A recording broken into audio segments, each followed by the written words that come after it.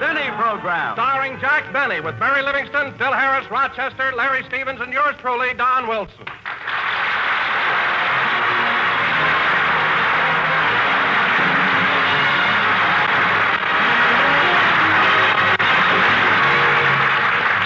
And now, ladies and gentlemen, we take you to Jack Benny's home in Beverly Hills, where we find Jack sick in bed, suffering from the shock of last week's harrowing event.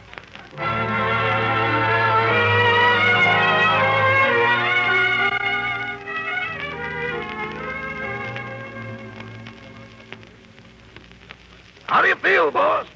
Oh. It's a whole week now, and the police still haven't found the man who robbed you. Quiet. Quiet, Polly. This is all Steve Bradley's fault, a fine press agent. Rochester, hand me my sympathy soothing syrup. Please. Your sympathy soothing syrup? Yes, it's in that bottle over there. The label reads you tap 'em as. Sympathy spells backwards as you tap 'em as. I know. Doggone, boss, I think you're taking too much of those spell backward medicines. Why?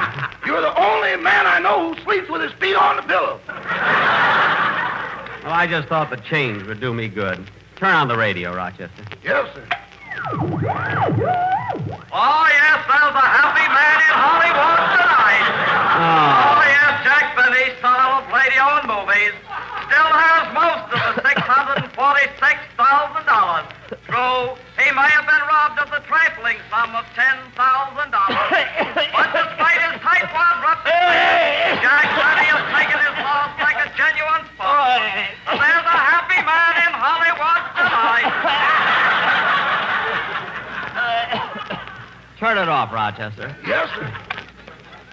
If I told Steve Bradley once, I told him 1,000 times I only dreamt I won that money. He made a big publicity stunt out of it. And what happens? I get robbed. That's what happens. I get robbed. There's a happy man in Hollywood tonight. Happy man.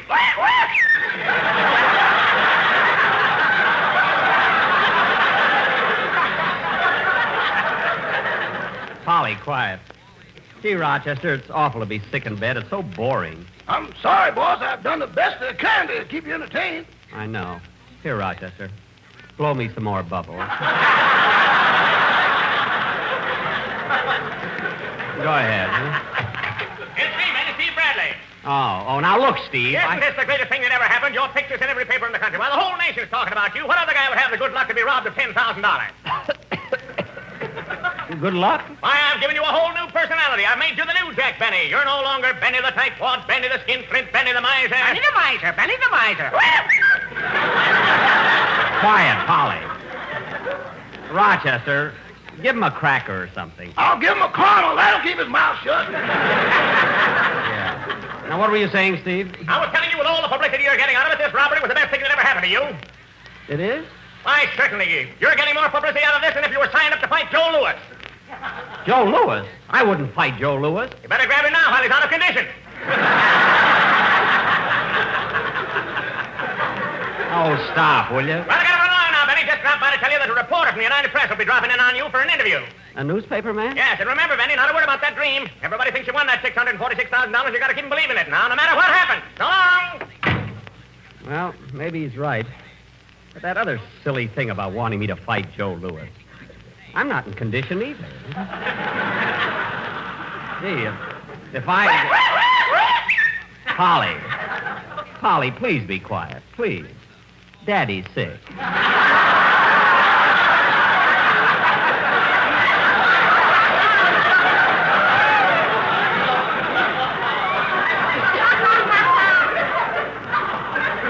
Rochester, get me my...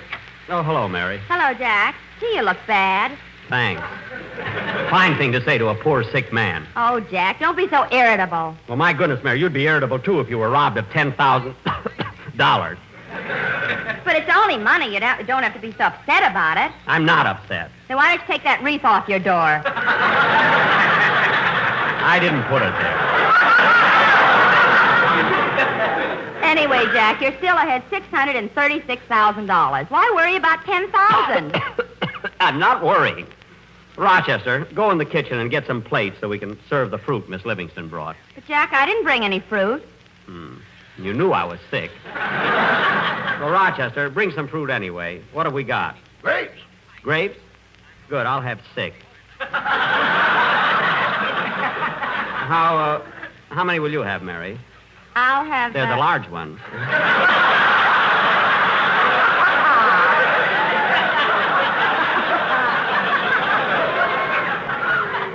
Go ahead. Go ahead, Rochester. Bring him in. Okay, boss. I better bring a couple of spares. Oh, Jack, I got a letter from Mama this morning. You did? Well, what does the baby schnook of Plainfield have to say? Go ahead, Mary. Read it.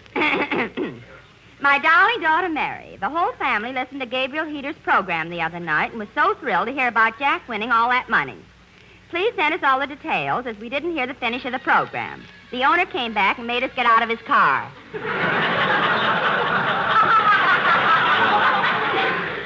Serves him right for sitting in Mildred's Piers. Hey, oh, boy, Mildred's Piers. Oh, boy, that's a good one. Gee, Mildred's Piers. I must save that for the program. I'll have Rochester put it on ice. Go ahead with the letter. Your sister Babe has given up her job in the tuna cannery and gone back to her first love, the stage. Oh, fine. She's working at the local theater, and when she heard about Jack winning all that money, she got so excited she fell off the runway. I knew she could do it. Your Uncle Lou would like to know if Jack would invest some of his winnings in his new invention. Invention? Your Uncle Lou's developed an explosive more powerful than the atomic bomb and has had one successful experiment. However, he needs money for a new factory, as the old one hasn't come down yet. What a guy. We'll close now with love from your mother, Leilani Livingston. We pay track odds. We paid track odds? Mama used her business stationery. Oh, what a corny letter. Say, Mary, turn on the radio and see what's on, will you? Okay.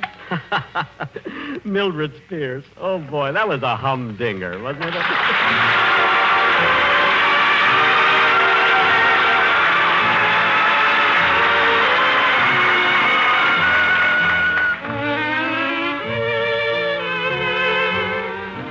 I'm as restless as a willow in a windstorm.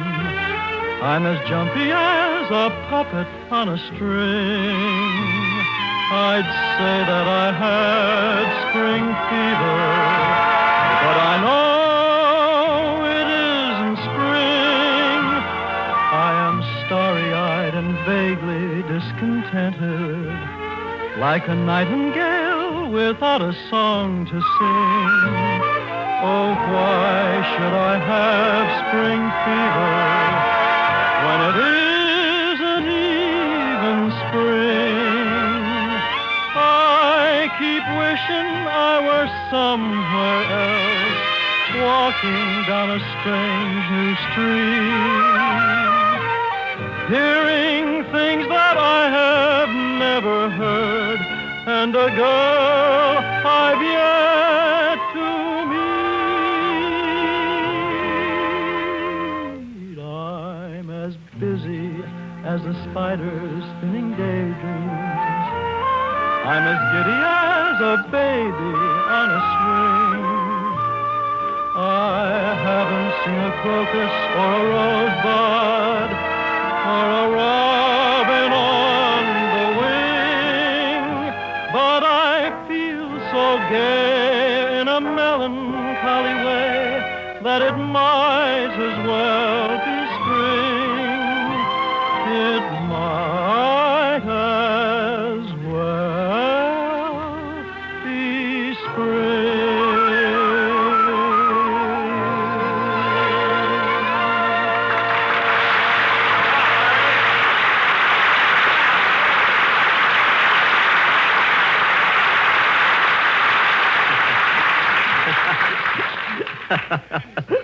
Mildred Spears.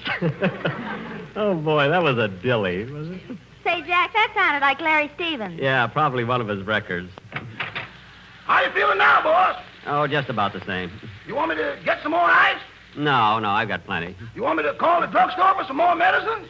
No, I got plenty. You want me to call the Red Cross for some more blood?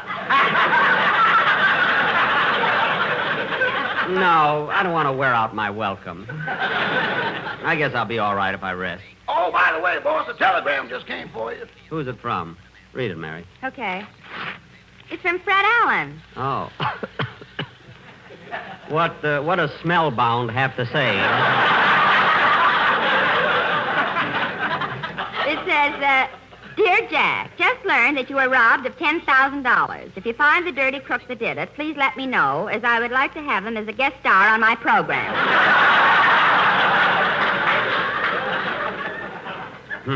We'll do the broadcast from San Quentin if necessary. What a smart aleck. I can't wait till I do my next broadcast so I can beat him to that Mildred Pierce joke. Mildred Pierce, that's a goodie. Yes, sir. Rochester, answer the door. Answer the door. I heard the man! Doggone, that parrot sure gets on my nerves shooting off his mouth. I wonder if a Mickey Finn works on birds. Oh, well. Well, hello, Mr. Harris, Mr. Wilson. Hello, Rochester. Hello, Roch. How's the high command? He's feeling a little better, I think. Here's his room, gentlemen. Now, don't excite him. Well, hello, boys. Hello, Mary. Hiya, Livy. Hello, Jackson. Feel any better since you lost that $10,000? Hey, Jackson, you better watch that cough. You might get pneumonia. Pneumonia? Yeah, I had to leave school once on account of pneumonia. I couldn't spell it. Oh, Harris, you ought to be twins. You bring such joy to these shut-ins. You... Phil, I'm sick enough. Mary, pull the cover up a little, will you? I feel like I'm getting another chill. Say, Jackson, if you're having chills, I know the very thing for you. What? A rum flip. No, Phil, I don't think I want anything. Well, they're really great. You see, the egg in it gives you strength, and the sugar gives you energy. What does the rum do? It gives you ideas about what to do with the strength and energy.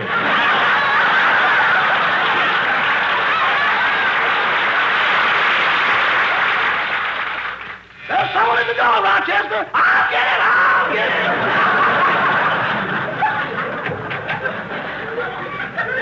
Why don't you sit down, fellas?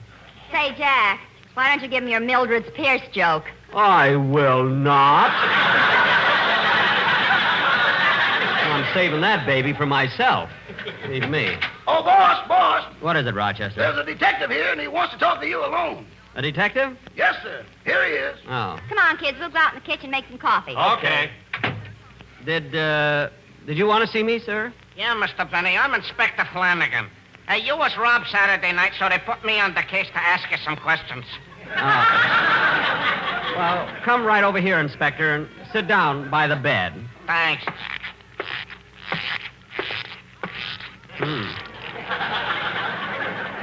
It must be tough for you to follow anybody.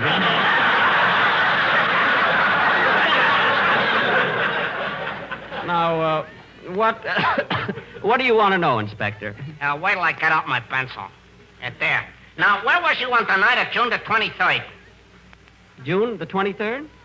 What's that got to do with it? I don't know. We always ask that question. Oh. Now, this mug what stuck you up, what did it look like? Well, he had one cauliflower ear, his nose was broken, a big scar across the right side of his face, and a large mole on his chin. Any identifying marks?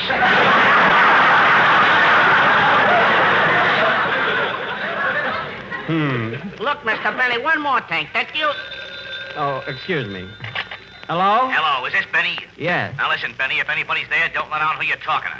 What? This is the guy that stuck you up. Holy cow! And I'm calling to warn you, don't say a word, see? But look, Hey, have any coppers been nosing around asking you questions? Well, yes. In fact, there's one here now. What?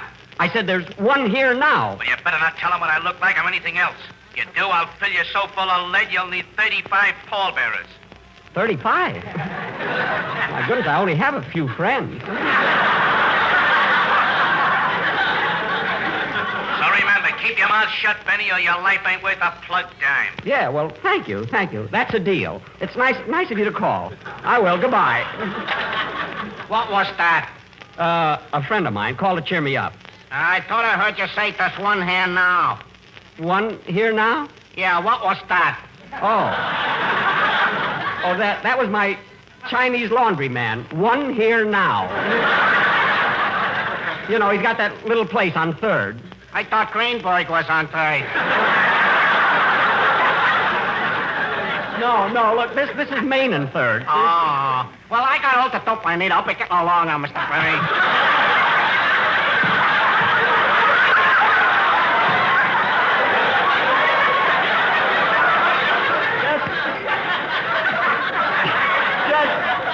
You know, that description I gave you of the bandit wasn't exactly accurate. No? No, I remember now. He didn't have a mole on his chin or a broken nose or a scar. In fact, this mug, he looked a lot like Roddy McDowell. Oh, well, I gotta go, but you can rest assured, Mr. Bennington, I'll be on the case day and night. Well, don't work too hard, Inspector. Goodbye. Oh, what an awful mess I'm in now. All because I dreamt I won $646,000. Oh, well, I gotta go through with it.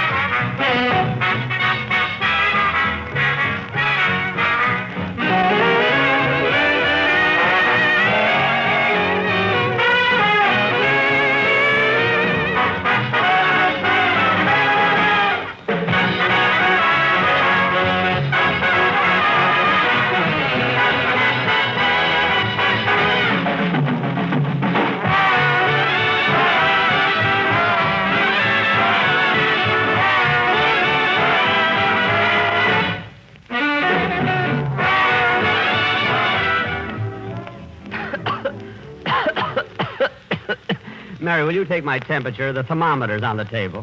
All right, Jack. Now open your mouth. Ah. Wider. Ah. No use, Jack. It won't go in your mouth. I'll have to take the thermometer off the calendar. Never mind. Just hand me an aspirin, will you? Well, I think I better say goodbye now, Jack. I've got to get home for dinner. Why don't you stay here, Mary? We're just going to have a little broth and some rice. We're running out of rice, boss. We are? Well, Rochester, tomorrow you better go down to the market and get another 100 pounds. Okay, I'll take the rickshaw. Well, I'm going, Jack. I hope you feel better. Thanks. So long, Mary. Chop, chop.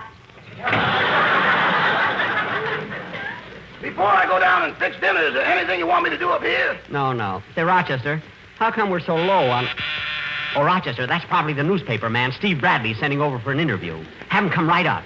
Yes, sir.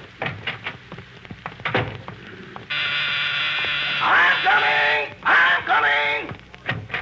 Good evening. Is Mr. Benny in? Yes, sir, but he's sick in bed. Oh, that's too bad. You think I could talk to him for a few minutes? Yes, sir, he's expecting you. You're the newspaper man, aren't you? Newspaper man?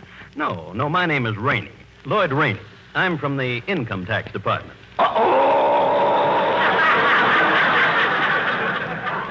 Well, Mr. Benny's pretty sick. I don't think he I'll can... only take a minute of his time. Yes, sir, right this way. Here's his room. This is Mr. Rainey, boss, from the... Well, have the gentleman come in. But, boss, he's from... I know. I've been waiting for him. Come right in, Mr. Rainey. But, boss... Rochester, go out and close the door. Okay.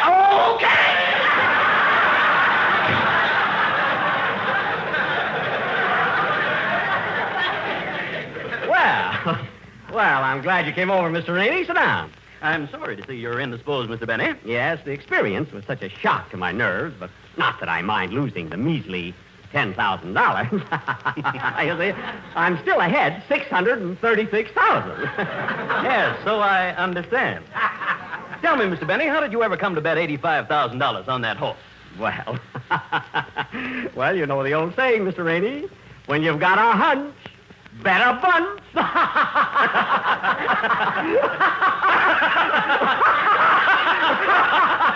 Hunch, bunch. Yes, sir. That was almost as good as Mildred Spears, sir. Oh, yes, I sure knocked him over for a lot of dough. Yeah. Well, Mr. Benny, when you won that $600,000, you certainly stirred up a lot of interest down at the office. Well, it is a lot of money, but you can tell your readers I'm still the same old Jack Benny. My reader? Yes, you're from the United Press, aren't you? No, I'm from the income tax department.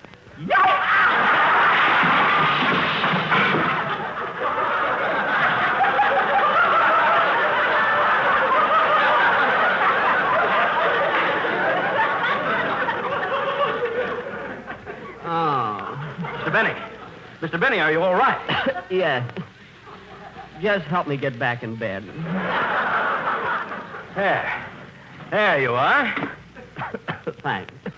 Now to get back to business, Mr. Benny. You understand, of course, that this visit is purely unofficial. We just like to keep abreast of things. And that $600,000 you won is taxable income. It is? I mean, is it? Yes, you see, a lot of people are under the false impression that they don't have to declare money won at gambling. Yeah, but this is all a mistake, Mr. Rainey. You see, I didn't really win any money. You know, it was all a publicity stunt, you know, so your trip here really wasn't necessary.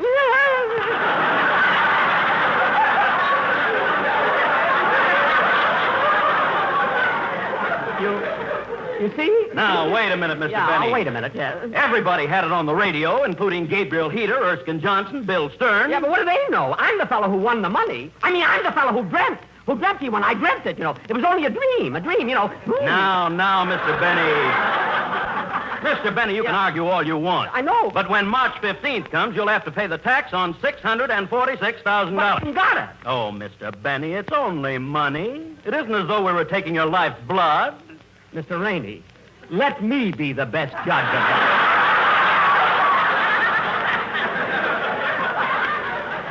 And besides, I haven't... Well, have it your own way. But look... But down at our office, we use the old saying, Mr. Benny, when you win on a hunch, you gotta pay a bunch. But Mr. Rainey! Oh, my goodness. All this trouble just because I dreamt I won $646,000. This is all Steve Bradley's fault. Why did Rochester let that man in the house? Mildred Pierce. Shut up, Polly. It ain't funny now.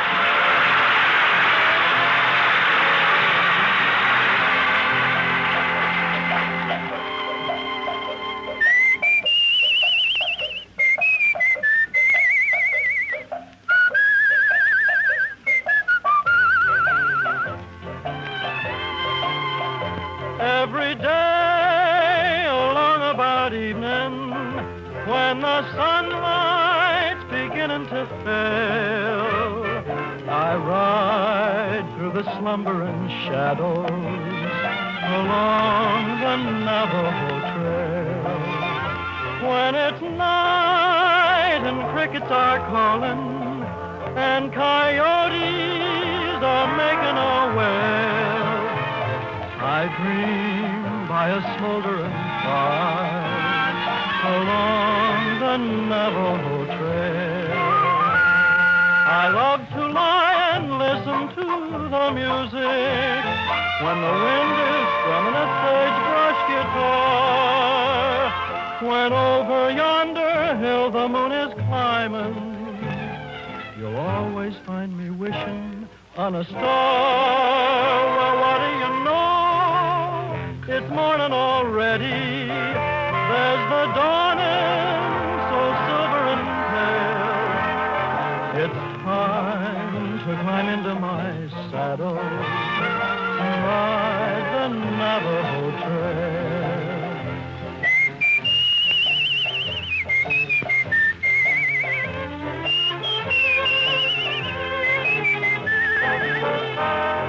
It's time to climb into my saddle and ride the Navajo Trail.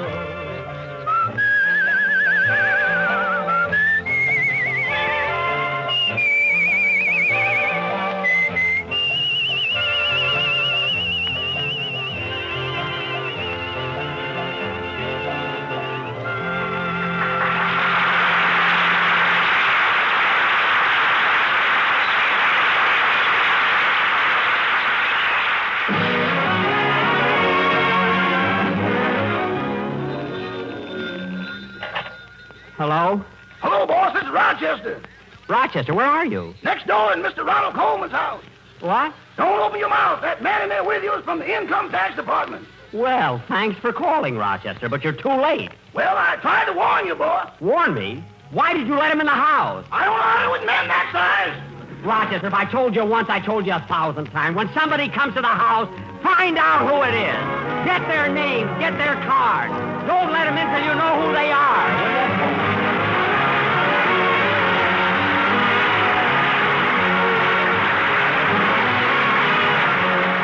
Jack Benny Show is rebroadcast especially for you soldiers, sailors, Marines, and Coast Guardsmen of the United Nations.